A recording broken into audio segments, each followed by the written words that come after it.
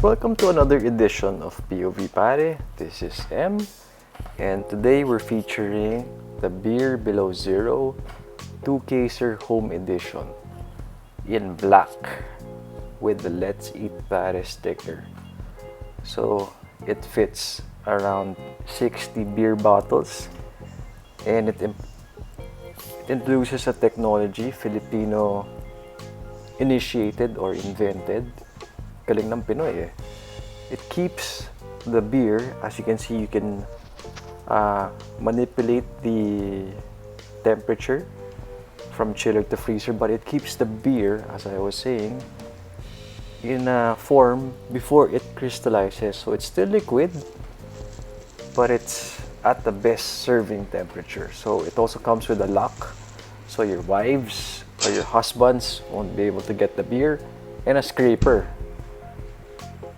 So later on, if you put the knob into full freezing mode, it actually can freeze the liquid contents, so you can scrape off the ice later on. There you can see there are two lights, an indicator if it's running, if there's a fan inside if it's running, and if the power is on. So here we're gonna test out two types of beer, one in a bottle and one in a can, and we're gonna time it with my imaginary watch. Isipin na lang natin may watch doon. Okay, so let's start. So I'm putting in my favorite beer, which is San Miguel Pale Pilsen in can. And we're gonna put in a craft beer, Sunrise, okay, from a local maker.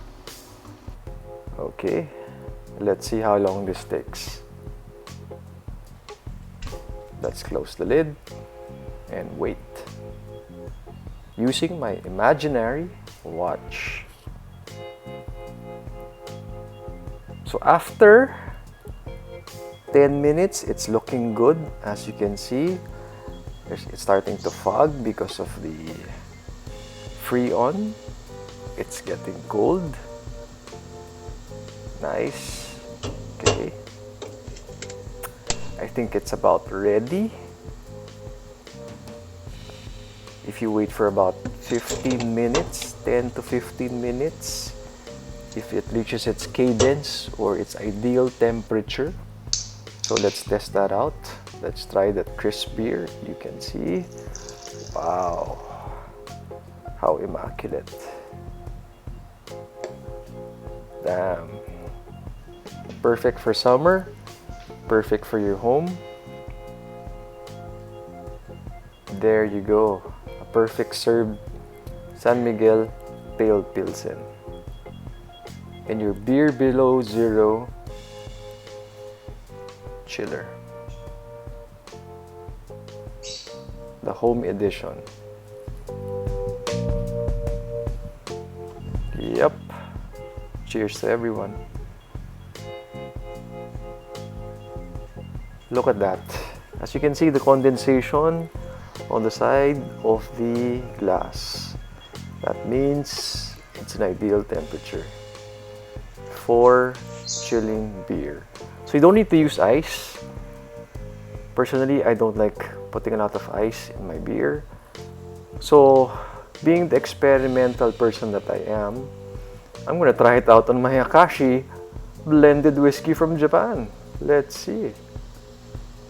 So I leave it there for about 20 minutes and let's see what happens after.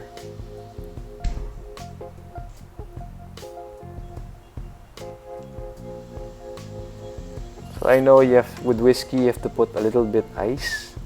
That's actually give about 10% dilution with water on the rocks. But for those who just want to take it a bit chilled, see, there's a bit of frosting or frost on the bottle. Let's pour it out. Let's see. Did it turn to ice? No. It's pure liquid. So I take a single shot. No need for ice, as I mentioned. But my finger is covering the lens. That's okay because we have great whiskey at hand.